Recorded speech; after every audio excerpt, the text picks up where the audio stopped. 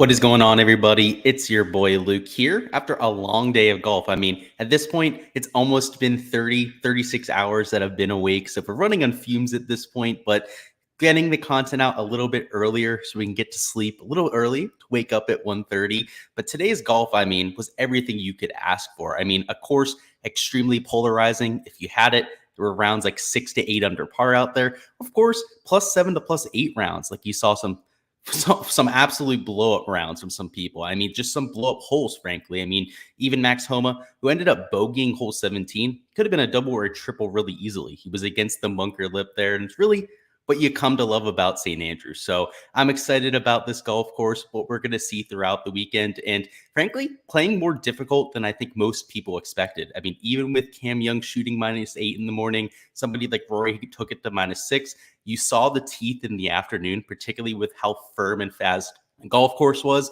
And really because of all the rollings, because of all the, I don't want to call it bad play. I almost want to call it unlucky play with some of the breaks people got. It took 12 hours for this round, and it's still going on. They're still out there on the golf course right now. There's groups that are just finishing up as we speak. The pace of play was dreadful. I mean, almost 6 hours for the guys in the PM wave. I couldn't stand that on a Muni course for sure. That's way too slow for me. You got Wilson Dog down there in chat. What's going on? He says I should try out the senior PGA. Might have to check it out. I watch it from time to time. Just I don't know if there's the biggest edge when it comes to some of the fantasy contests because there's not as big contests. But yeah, I don't know. Maybe you'll check it out from time to time if they put out something big for one of the majors there. Nick Barr says it feels like the longest round without a weather delay. I would agree with you. It was kind of ridiculous. And Catch Me If You Can says massive showdown day with Young, Rory, Minwoo, and Kennedy. Minwoo and Kennedy, great sleeper picks there. I was with you on the top two there. If you played the guys in the morning wave today and you hit on the guys that went out there and had those ceilings, you had a solid day when it came to Showdown, that's for sure. Just unfortunately, a lot of people I know had Justin Rose in their Showdown lineups, which of course he withdrew after lock, which was just absolutely outrageous. Nick Barr says Tiger has like a 12-hour turnaround. Yeah, and he's dealing with the bad leg. He's not going to have much time to get on ice. Yeah, I don't think it's going to get much better for him tomorrow, unfortunately for him. And M. Bison says 4 straight cash wins. Solid, dude. That's what you like to see. Let's make it 5. Let's make it 5 in a row, dude. And with that being said, let's hop into the slate. So I'll go ahead and share my screen. Stop rambling here again. We're running on almost 2 days without sleep because of this BS. So we're finally going to get some after this, but we'll power through this, guys. We're still there. So in terms of the playing conditions, if we split it by wave, it's usually the best way to look at the weather. And you can see there was a clear advantage, right? We expected this going into the week. There was clearly a window of lower winds in the morning, which is why you saw the scoring average play close to even par, as opposed to right around 1.3 shots over par in the afternoon. Whereas in years past at St. Andrews, guys, the scoring average has been like half a stroke under par. So today, all things considered, it played to right around 2/3 of a stroke over par, or is playing to that. Again, there's still guys on the golf course, which is pretty outrageous. That's almost a whole stroke, maybe even more than a stroke difference than what we're used to seeing from St. Andrews. So, all the talk this week was how easy this golf course was going to play, and that's not been the case, right? It played difficult as all hell today, and it wasn't like it was blowing 20 to 25 miles an hour out there. It was modest, to say the least. It was in that 10 to 15 mile an hour range in terms of sustained winds. And I don't think they had gusts over 20 miles an hour today. So I would expect these conditions to only get worse over the weekend if it doesn't rain. And I hate to spoil that type of party, but it's going to rain tomorrow morning. So if we take a look at the weather over here, you'll see that there's a little bit of rain clouds on Windfinder, which, if Windfinder has rain clouds on the forecast, it's legitimately going to rain. They're called Windfinder for a reason, guys. That's what I'll say about their website. They're not the best with some of the precipitation stuff, but looking at pretty much any other weather site for Fife, Scotland, or if you look for St. Andrews, the town specifically, you're going to see right around a 40 to a 60 to 70% chance of rain from 3 a.m. the whole way up to I saw 9 to 10 a.m. So Windfinder obviously has it going a little bit later into the morning. But if that's the case, first off, conditions in the morning are going to be extremely receptive, right? With the whole defense of the course today, why it played almost a whole stroke harder than what you've seen in years past, was because of how firm it was. It wasn't anything else. I mean, the pin locations probably had something to do with it too. They were extremely difficult, but the reason why they were difficult is because of how firm it was. I mean, trying to get it onto some of these shelves was nearly impossible. And even two putting off some of the shelves was a really tough task today. And you saw a lot of three putts for that reason. And it wasn't because they were some 80 to 100 foot putts. Sure, a few players had those today. I mean, even 20 to 30 foot putts were hard to get down into today, just because of all the undulations, the firmness and fastness of the greens. And this rain tomorrow might kill that, right? You're going to bring all this moisture down onto the golf course. They only have it at like 3/100ths of an inch per hour, which, that's not very much rain at all, obviously. It adds up over the 6 to 7 hours that they have projected there. But other sites have it as like a sustained rain for like 3 to 4 hours. And even if it's just a drizzle, I do expect that to make the course play easier. So today it played significantly over par. I'd expect the course to probably play like we've seen for St. Andrews in the past, like close to half a stroke under par, perhaps even par, something like that, depending on the pin locations. Because really that was the one defense today. I mean, if you look at the weather up here, look at what they actually logged in terms of their winds today. In the morning, it was a little bit more severe early, which might be surprising, right? Because a lot of those players went low, but throughout the rest of the day, it was 7 to 8 miles an hour, right? It spiked there at 1 p.m. up to 9 to 14 miles an hour. And you did see scores kind of skyrocket at that point. But throughout the day, 5 to 6 miles an hour of sustained winds, 7 miles an hour of wind gusts there right now on the golf course. Just it wasn't anything to really contend with. So my argument was today, right? This split that was 1.3 strokes, could that almost have entirely been due to the firmness of the greens? I think so, right? Because the wind today wasn't a factor. I mean, we expected it to be. That's why I thought the morning would play easier. That was not the case, though, right? The actual recorded wind gusts, and this is at Fife, Scotland, using the super forecast, were much lower than we expected, actually lower than the morning wave. So why was it harder to play in the afternoon wave? It's because the greens were getting crispy, getting a lot faster than they were in the morning. So tomorrow with the rain that comes through, though I expect the course to be, let's say, damper, a little bit more receptive as a whole, you're still going to see that effect, right? The clouds are going to go away. You can see it's supposed to be sunny for the rest of the day. On other forecasts, right around 1 p.m., it goes from being like partly cloudy to sunny for the rest of the day. When that happens, you are going to see it dry out a bit, right? And maybe they're dartboards in the morning, maybe they're not, right? Maybe they don't go from extremely firm and fast to dartboards just with this rain. But any type of help you're getting with these firm and fast surfaces is going to go a long way. So I am targeting guys that are playing in the morning. You can see from the wind gust perspective, it's also a little bit more advantageous in the morning. Close to like 5 to 9 miles an hour at a max in terms of sustained winds. Whereas in the afternoon, you get some times where it's like 12 miles an hour, 13 in terms of the wind gusts, which is pretty, significantly higher than what you're getting in the morning wave there. And the whole way through the afternoon, right? 4 to even 7 p.m., which they'll be playing the whole way until like 8 to 9 p.m. local time there. That's just how much sunlight they have. I mean, they're playing right now. It's 9:39 over there, local time. They're still playing golf. There's wind gusts throughout the entire afternoon. So I'm taking it as an AM PM stack, kind of similar to what we had today. And though maybe the firmness isn't a huge difference, like what we had today because of some of the rain, right? Maybe it kind of neutralizes that effect. You're still going to see a difference because of the wind, right? The wind today was not a factor, right? Based on actually what we saw on the golf course. It wasn't really whipping all that much in the afternoon. Whereas here on Friday, it looks like it's going to whip a little bit more in the afternoon. So just keep that in mind. Maybe a shot difference between the two waves, maybe close to the, I don't know, 1.3 shots is a pretty significant difference there. I have a hard time projecting for that, but maybe it gets close to that again. Maybe even more so. Maybe it's a whole shot and a half difference, but I will certainly be favoring the AM PM stack. Now, will I be playing 6-0 in all my lineups? Absolutely not, right? There'll be plenty that are 5-1, 4-2, but a majority of my player pool of, let's say, the 39 players that I'm playing, at least 25 of them are going to be out of the morning wave. There's going to be guys that I'm scattershotting out of the other wave, but they'll be few and far in between. We'll catch up on chat before we hop into the player pool. Some of the guys I'm getting to here, yeah, we're at the top of the board. Let's see what we've got. We've got M. Bison, we already talked about that. Nick Mar says, way to call me out, buddy, with Rose. Yeah, I wasn't even calling you out, bro, because like it's stupid. It shouldn't happen, right? It's part of the DFS. I played 20% in 4-round stuff, Nick. It sucks. It's unfortunate. It's like they should at least swap out for the player that withdraws. And I know there's like a whole thing about it. Like, what if that guy wins? Nobody had access to the player. Well, if the guy that's coming in as an alternate ends up breaking the slate, so be it.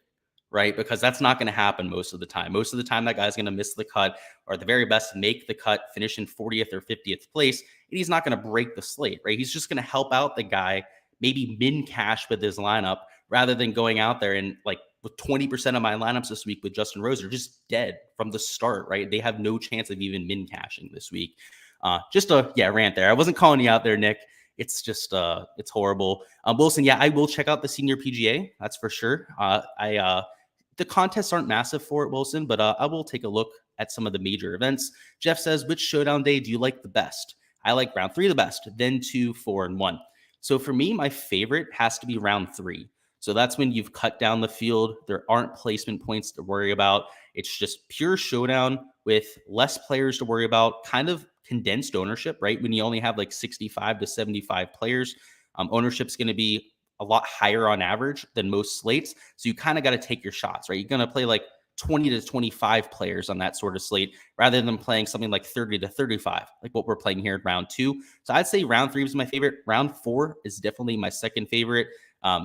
Second round, I don't hate it all. It's probably my third favorite. I hate round 1 showdown. I refuse to play round 1 showdown. So that's definitely last for me. M. Bison says Bryson was a surprise. I agree. I think he surprised just about everybody. I mean, a few weeks ago, I said as a joke, well, I don't even say it's a joke because it wasn't a joke, that Bryson was starting to look a lot better. He was being, at least competitive on the Live Golf Tour. He was hitting the ball just as far as he was before his injury. And I said, I wouldn't be surprised if this whole bomber narrative at St. Andrews, if that's a thing, maybe Bryson could win. And I said, I would bet him at 100 to 1. I actually mentioned it on this live stream, I think just a few weeks ago, when we were talking about some of the Live Tour stuff. And I mentioned it in my Discord multiple times. Now, he never got to 100 to 1. I never placed that bet. But oh boy, do I wish I placed it at whatever it got to, like 70 to 1, 75 to 1 at a few bucks throughout this week. It made sense.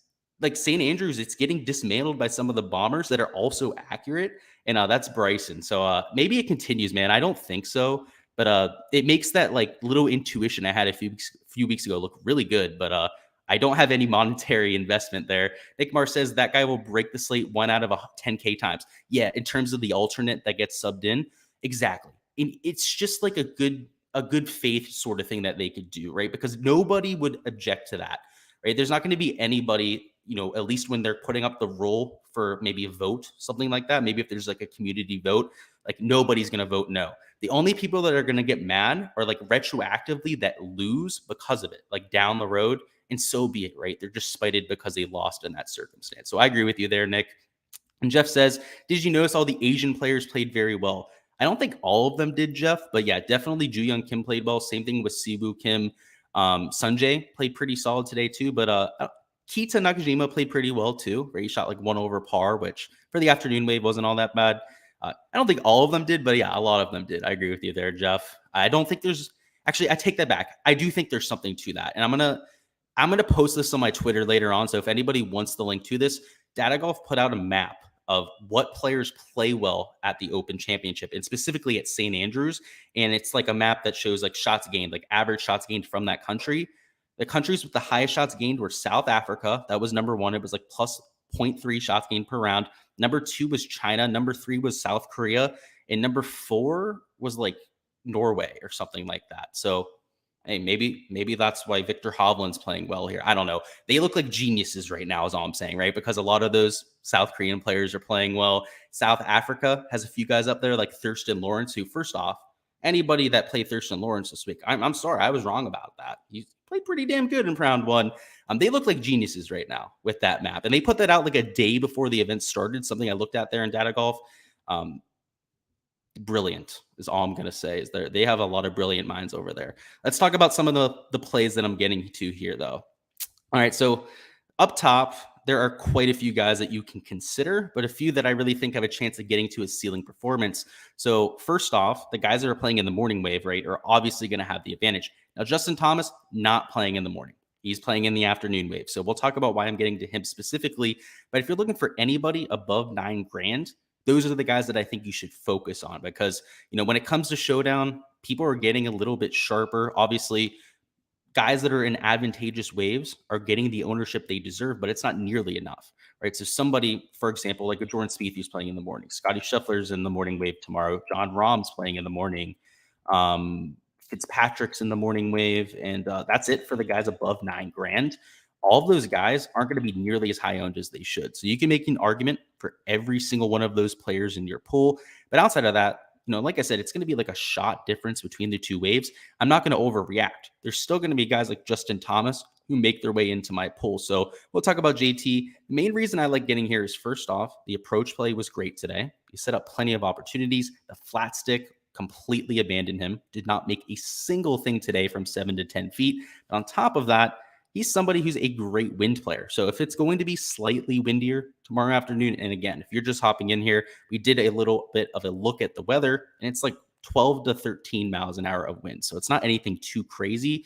If the conditions are going to be slightly more receptive, I want somebody who throws darts. And there's really no better player at throwing darts to 5 to 10 feet than Justin Thomas. So I think it's going to turn around sooner rather than later. And I have him at 10.3% owned, like royally under owned. So he's obviously in the PM wave. He didn't play all that well today. So a lot of that has to do with why he's only 10.3% owned, but very easy to get leverage there, right? I mean, put him into quarter of your lineups and you're well over the field there. If he pays off, you'll have plenty of bullets to take it down.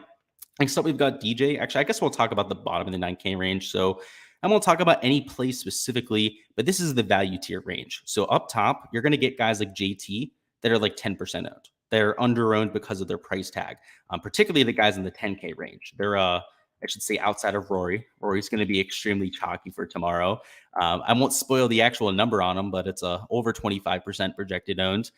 You're getting lower ownership of some of these guys than you should. The guys here in the 9K range, are a little bit higher owned than I think they should be. So first off, I mean, I don't want to give exact numbers. Cam Smith is up there in terms of chalk, up there in terms of like 25% ownership. Even down here in the 8K range, I mean, you're going to get a lot of value options, but most people, because they like spending their salary, right, they're going to try to take some of these 9K guys, perhaps 1, 2, maybe even 3 of them in the same lineup, which means if they're going that way, right, if they're being a little bit more aggressive about their lineups, which you can do in Showdown, right? Pricing tends to be a lot softer than what you have for 4-round stuff. Maybe the 8K range gets a little bit overlooked. And from Will Zalatoris the whole way down to Terrell Hatton, actually even Brooks Koepka I'd include there, all of these players, how many is it? It's like 10 to 11 players there. You can make an argument for playing tomorrow. All of them have solid stats, played pretty decent for the most part in round 1, and had good course fits coming into the week. And more importantly, they're cheap. They're in the 8K range. I mean, you could just make lineups with the 8K range this week. So we'll talk about a few of my favorites here. Dustin Johnson comes to mind. He shot 4 under par today. So obviously was super low owned because nobody wants to play Live Tour guys for whatever reason, which is kind of funny, but played well. Everyone was talking about his wedges that watched him on the range, watched him during his practice rounds and whatnot. And that's what you need around this venue. So if he's going to continue to be low owned just because he's on the Live Tour, I mean, he's a top 10 player in the world. Sign me up, or I should say top 15 player in the world, whatever it is at this point. I like him at $8,600. That is a clear misprice. He could be $10,000 on this slate. And if he goes out there tomorrow, and he's in the morning wave, guys, he goes out and does it again, shoots like 4 to 5 under par. He might have the lead by the time guys like Cameron Young are teeing off. It would not surprise me if he's like $10,000 for a round 3 Showdown, because that's how they do it. They release pricing like right around hole 9, like through halfway through the morning wave. They go out there and they release pricing. So if DJ takes the early lead, he'll be like the most expensive player on the slate. So I think if you want to buy in on him now, buy in on him at all, probably want to do it now before he's super expensive, because I think he has a good day. Sam Burns at $8,200. How the hell is he $8,200? Like, it's just a clear misprice. It's extremely easy to fit him into lineups. And I have him at just 12.7% owned. So less owned than DJ. A lot of that to do with his performance today, which was far from bad. I mean, he went shot under par, made plenty of birdies.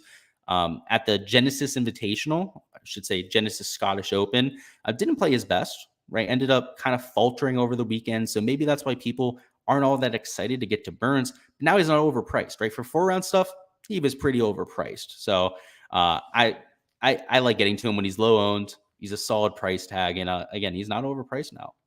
Max Homa at $7,900. Another player who just could not make putts. So he was playing with Tiger. We got to see a lot of his round. He was mega chalk going into the week, but after shooting 1 over par, I mean, he's not going to be chalk. That people feel burned after 1 round. They'll take their 1 round sample size, think the week's over, and guys, that's why golf's 4 rounds, right? Max Homa could very well shoot 2 to 5 under par for all the rounds to end this event and win this event. You've seen it before, right? 1 over par is really not the end of the world. So if that's going to make his ownership, what is it, 10% less than what it was for 4 round stuff, sign me up. That's going to be a clear spot that I want to target. We'll catch up on chat, see what's going on down there. DePeach agrees about the pace of play. I agree. It was ridiculous. Nick Marr says, can you confirm that JT is not wearing joggers? Oh boy, I wish. Because yeah, he sucks when he wears those. I wish, man, we'd have the key to $1 million every time, right? If we knew that he's wearing joggers, fade 100%. If we know that he's wearing just, normal golf slacks and actually wearing socks for once, yeah, fire him up. Yeah, jokes aside, that would be good to know. Jack Fisher says the amateur Barclay Brown did well. He's insane. So first off, he's got some swag. He was walking in putts like Kevin Na from like 30, 40 feet, which who does that as an amateur? On top of that, the kid hits the ball a country mile. So yeah, I think he's got some upside, dude. I thought Kita Nakajima was going to walk away with the low am. So obviously he's got some competition now. I still think Nakajima wins. I mean, he made like 6 birdies today, but still shot 1 over par. He's going to gain on him eventually. But yeah, that kid's a stud for sure. And Brandon says, where can I find player stats, GAR, and fairways? It's really tough today. So if you go on the browser version of the Open app, so if you go on to like theopen.com, whatever, bring up the scoreboard, you can go on a player on the shot tracker thing. It's like to the right of leaderboard. It'll say shot something, and then I forget what they call it. Some fancy name they have for just shot tracker. It shows it on there. It's tough to find though, man. It's really annoying. And Nick Marr says, I will be keeping stats on JT and joggers from now on. Good to know. You'll have to give us the running count on him either having over par or under par rounds. Let's move on to a few other plays now. Alrighty. Got to give myself a chance to swallow my drink there. All right. So Seamus Power at $7,600. He'll be teeing off in the afternoon wave. You'll say, oh, that's not ideal, blah, blah, blah. You still got to play people from that wave. We take a look at scoring today just to give you an idea. If I sort it by score today, let's see who played in the afternoon wave. Oh, Scotty Scheffler shot 4 under par. Probably wish you had that in Showdown today. Oh, Dustin Johnson shot 4 under. Probably wish you had that. Oh, Taylor Gooch. I can guarantee you wish you had Taylor Gooch at -4 who played in the afternoon. Moving down even further, let's see. Joaquin Neiman shot 3 under par. Sahith Theegala shot 3 under. Siwoo Kim did. Let's see. Danny Willett did. I mean, Patrick Harrington. I mean, the list goes on. There's another like 5 to 6 players that were borderline optimal plays that played in the afternoon wave. And that was with a 1.3 shot difference, 1.4 shot difference now that I'm looking at Data Golf up here. Tomorrow, right, it's not going to be that huge of a difference, right? Maybe a stroke difference between the 2 waves. You got to play people from the afternoon wave. So don't get completely enthralled by just playing guys in the morning. It's great to look at them in general, but I mean, it's even with the difference, you saw the performances this afternoon. So Seamus Power at $7,600. I'll be getting to. He's got the upside in terms of birdie production. Very aggressive player, streaky as well, which is what I'm looking for from a Showdown perspective. And I think he's fairly priced. And I have him at 9.7% owned. So because he shot 1 over par, he's like one of those players like a Max Homa, where because he had this quote unquote disappointing day, I have him like half as owned. He was like 16, 17% owned at 4-round contest. Same thing with Max Homa. It's like 10% owned, less owned than where he was for 4-round contests.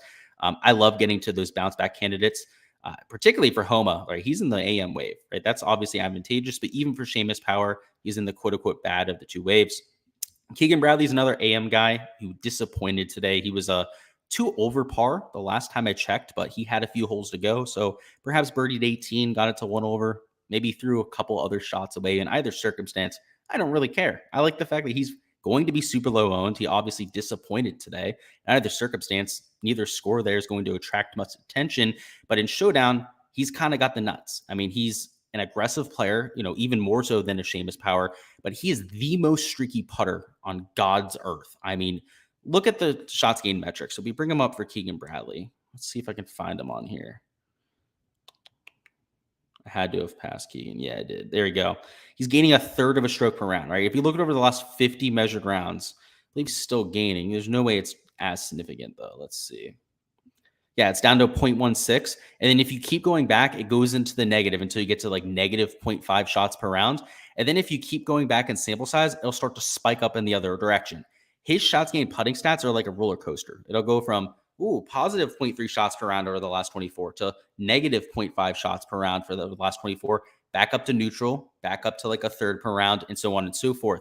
First round, he could not make shit. That's why he ended up having the really sketchy round. Didn't go out there and put up much scoring. But given his propensity to be that streaky player, to kind of turn it around, just get hot in a hurry, if he goes out there and makes an early birdie, watch out. I mean, he could be that guy to shoot 4 to 5 under par tomorrow. And he is in the advantageous wave. And he's cheap, $7,300 at 5.5% ownership. So sign me up there. Another bounce back candidate I like getting to. HV3, just a similar play, guys. And again, for my strategy for round 2 showdown is always going to be this. It's going to be to take guys that quote unquote disappointed where, 1 over par. I believe HV3 might have shot 2 over par. Maybe he got it to 1 over. He was still on the golf course. These guys shot right around the average, right? Even if they shot 2 over, that's like 0.5 shots worse than the average in the afternoon wave. That's not the worst of rounds, right? When you compare them to the guys in the morning, sure, it looks bad on paper, but in terms of how they actually played, like in terms of quality of golf, like compared to their peers, they were in the morning wave, they would have shot even par, something like that. I mean, I guarantee you they would have been maybe double zoned, something like that, if they shot even par or -1. That's why I like getting to these type of guys. They're undervalued because of their quote unquote round today that wasn't all that good. And obviously both of them had pretty good lead in form. That's why, top 13 model ranking for Keegan Bradley, top 30 model ranking for HV3. So obviously values from that perspective too. Next up, we've got Luke List, who's maybe the more, I don't know, I'm going to say out of right field pick here. He's somebody it's a little bit more speculative. We haven't really seen much from Luke List to this point, but we know this guy's an absolute bad man. I mean, when he has that ball striking working, he hits shots to 5, maybe even like 3 feet on a regular basis. I mean, I can just think a few months ago, he shot like 7 under par in round 1. And he missed like 4 to 5 putts from less than 5 feet in that round. I mean, he could have very easily shot 10 to 11 under par. That's how hot he can get with the ball striking. I mean, Luke List is dog shit putter, right? He doesn't even need a hot putter to hit his ceiling because he's that good with his ball striking, let alone when he goes out there and he gains strokes to the fields from time to time. So 1.6% owned, $6,900. Yeah, I'll take him in a lineup or two just in case he has that ceiling performance. Kevin Nas in the morning wave, great putter. Iron play has been absolutely stellar for this entire year between 2021 and 2022. On the Live Tour, hasn't quite been as sharp. I mean, he's just kind of been mediocre, pretty average for that tour, which of course, average on the Live Tour isn't really something to brag about, to say the least, but he's $6,700. He shot even par today, which was more than serviceable. I think he's worth a few looks in large field GPPs. And lastly, we've got Zach Johnson, $6,500. I like the fact that he's accurate off the tee. Somebody who's got the wedge play we're looking for. Obviously, he won here? Or has he won the Open? I can't remember. I know he has insane course history. I should know this. I'm going to look this up now. He's won here before, right? I'm like, again, guys, I've been up for how long at this point? Multiple days long. Where's Zach Johnson? Oh, it's not even on here. Wow. I'm on recent form. Tells you what I'm looking at there. I know he has elite course history here. So whether he's won here, whether it was a second place finish, whatever it was, Zach Johnson makes sense at that price tag. He's won at Augusta National, which is a comp course to look at. Now that I think about it, I'm pretty sure he won here at St. Andrews. I don't know why I was doubting myself with that, but 1.2% owned. I'll be getting there too. He's super cheap. I mean, there's other guys in this range too. I guess I'll mention some of the guys in black that maybe didn't have the best round, right? But they have the putting and the wedge play I'm looking for. So just to give you an idea, like John Catlin, right? Probably not the worst idea. He fits that same type of bill. Moving up a little bit further, I mean, I'm not going to play Phil, but he's technically got good wedge play, and his putter looked pretty decent today. But even up here in the 7K range, guys, especially like towards let's go up to the whole way to the 7K range. Chris Kirk, great wedge player. Like these are the type of guys I'm trying to take in Showdown because kind of like a Luke List, they can just set up a ton of birdie opportunities. I mean, it's firm and fast. Even if it's going to rain tomorrow morning, you're still going to get some rollout. I mean, it's not going to completely take away the firmness of the golf course. And if it's going to be more receptive, I mean, wedge play is going to be even more important. You're going to be actually able to throw darts, right? You're not going to have that release like you're seeing here in the first round. Making wedge play, it's something I was already looking at this week, even more important. So I don't want to give away the nuts here, but like Abraham Answer, right? Another good wedge player, somebody maybe worth taking a few looks at. Let's see. Sanjay M, right? Good wedge player. Somebody maybe worth taking a few looks at. Louis Oosthuizen, another good wedge player. Anywhere you're looking at stats, if you're part of database, that sort of thing, make sure to check that out, right? Maybe look at the 50 to 75 yard range, the 75 to 100, or the 100 to 125 yard range to get an idea of who some of those solid wedge players are. That's a really good way to identify some of your plays this week. And I will remind you, if you are looking for all of my projections, right, to see all of the players I'm playing, not just the guys we're talking about here, check out my Patreon page. A link is down in the description of the stream there. It's $10 a month. You get access to my Showdown projections, 4-round stuff, also my prize picks content. So that's how you get access to everything I have to offer. And personally, I highly recommend it, right? You're getting content for every single day on golf. It's as cheap as you're going to get for the quality of content I'm putting out there. A lot of time and effort being put into it, and a lot of winners coming out of the channel as well. So obviously, hey, if that rings your bell, go ahead and check it out. But let's go over to the strategy side. So I'm going to bring up Draftkings. We're going to talk through a few lineup builds. So we obviously do this at the end of the streams just to kind of wrap it up, kind of put a bow on the whole thing, and give you an idea of my thought process as I build a few lineups. So let me go ahead and share my screen. We've got Draftkings up. I will also go ahead and catch up on chat, see what's going on, and see what we've got. Alrighty. Yeah, Jeff Oswald says, do you have a ranking sheet for aggressive players? So the best way to look at that is birdie or better percentage.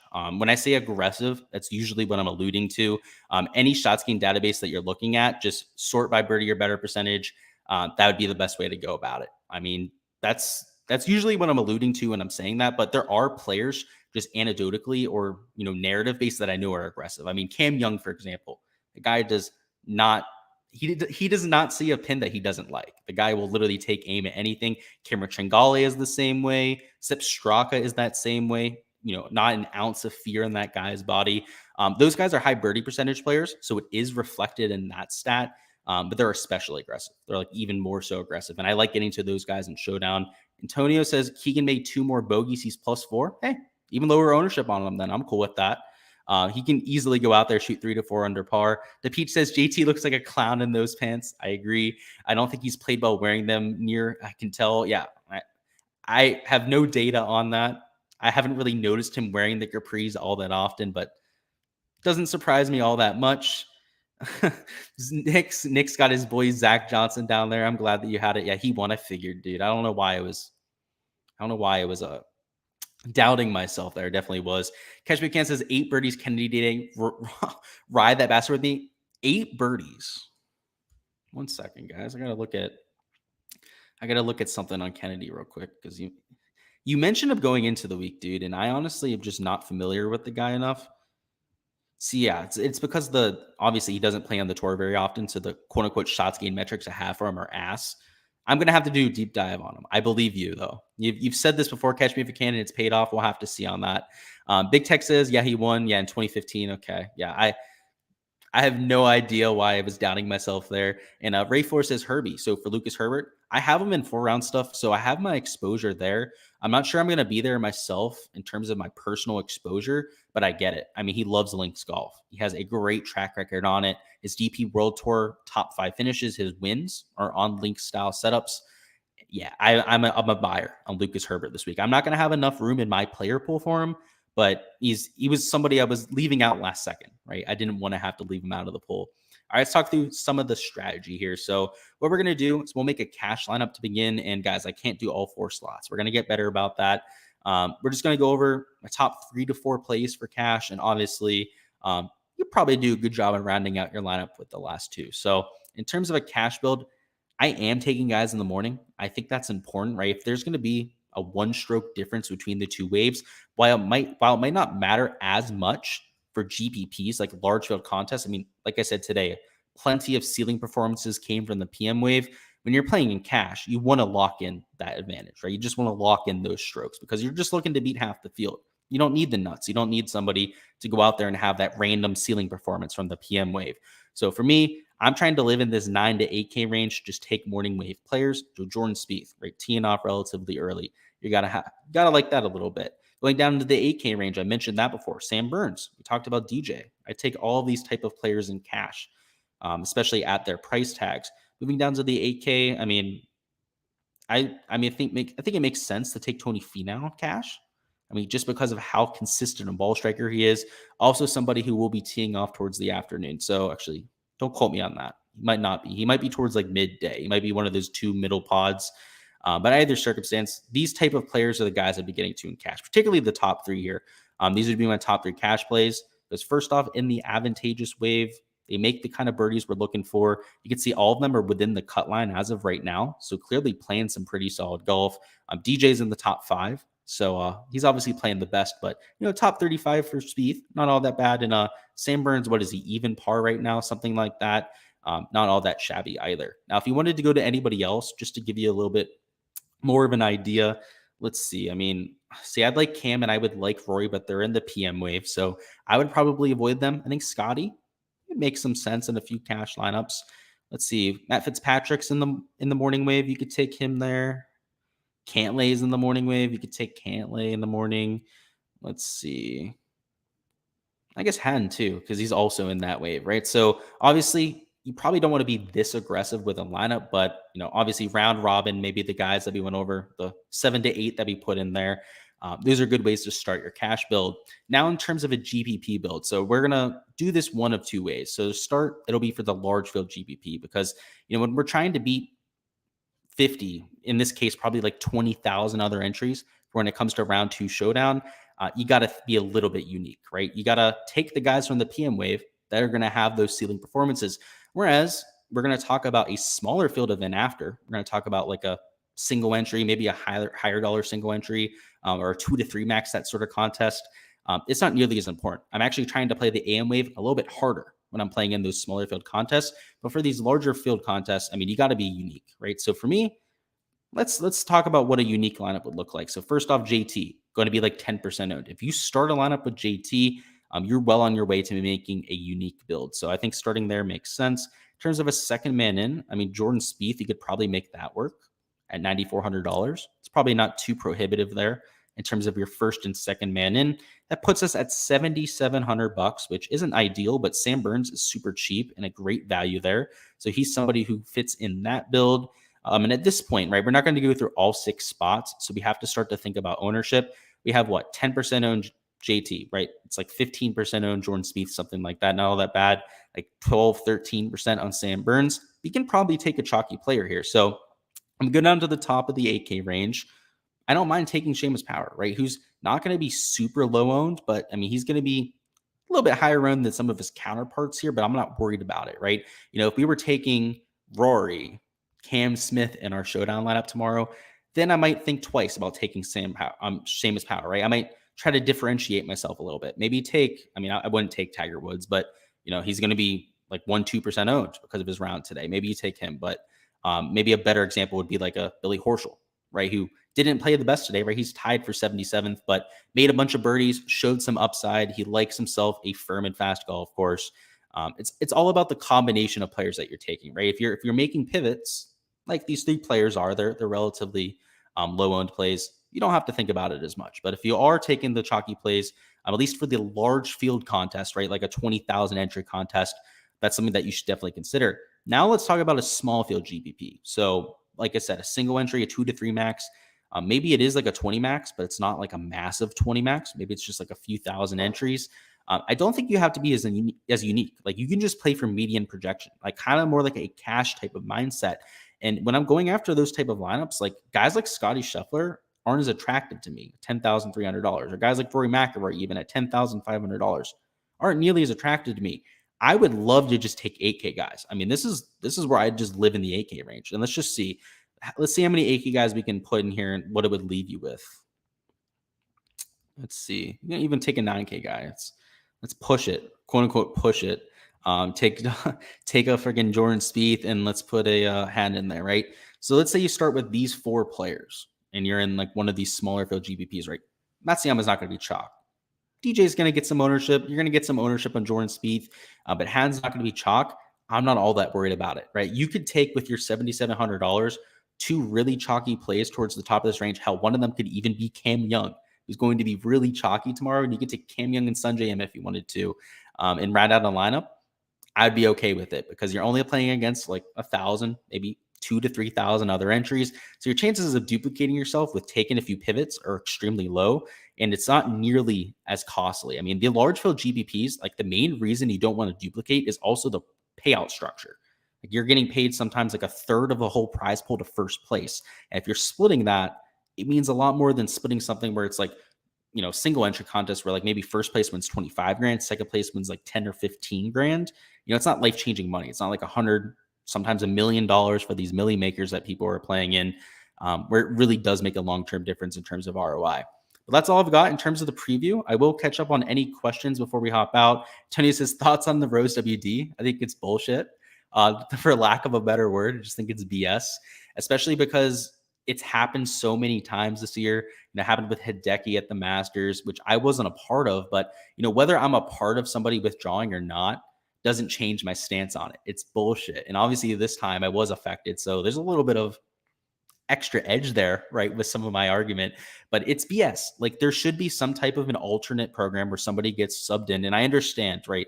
People are going to bitch about not having access to that player. So be it. I mean, it's something that I would be willing to give up. And I think at least 3/4 of the community would be okay with implementing. So maybe they'll make that change because, again, there's always going to be somebody to step in for that withdrawal if it happens before lock. Maybe they'll make that change someday. Maybe they won't. We'll have to see. But that's my thoughts on that. Catch What You Can says, just go to OWGR and look at the last 2 months on Japan Tour. Okay. I'll look at it for Kennedy. That's for sure. Wilson Dog says, hi. You should do senior PGA. I will, dude. And Graham says, Matt Fitz missed some early putts. Will he bounce back? I wish I knew, to be honest, Graham, right? I don't have the crystal ball over here, but it tends to be the players that are good putters, like I'm Matt Fitzpatrick, that turn it around with the flat stick, right? Guys are going to have bad rounds. I'm sure you've had bad rounds putting from time to time. Now, if you're talking about Bryson, right, somebody who's been in a really bad stretch of golf for a while with the putter, I wouldn't expect him to turn around. But yeah, Matt Fitzpatrick, I could see it, Graham. That's for sure. But that's all I've got here for the round 2 stream. If you guys haven't already smashed that like button, make sure to go ahead and do so before you hop on out of here. And we will be doing the same thing for rounds 3 and 4. So expect that probably right around the same time, like 4:30, maybe 5 p.m. Eastern time at the very latest. Usually on cut day, my analysis takes a little bit longer. So maybe 5 p.m. for tomorrow, but gonna have you covered. Also for prize picks, if that's your sort of thing. Going to have a preview later on tonight. And today we got absolutely mopped on prize picks. First time for a while. Got to humble yourself from time to time, right? You're going to take one on the chin on DFS in life from time to time, right? Got to take it with pride and pick yourself up. So that's what we're going to do here today. Go ahead and attack that prize pick slate for Friday. So if you're looking at that video, we'll see you guys then. But if not, I'll see you for the live stream tomorrow night.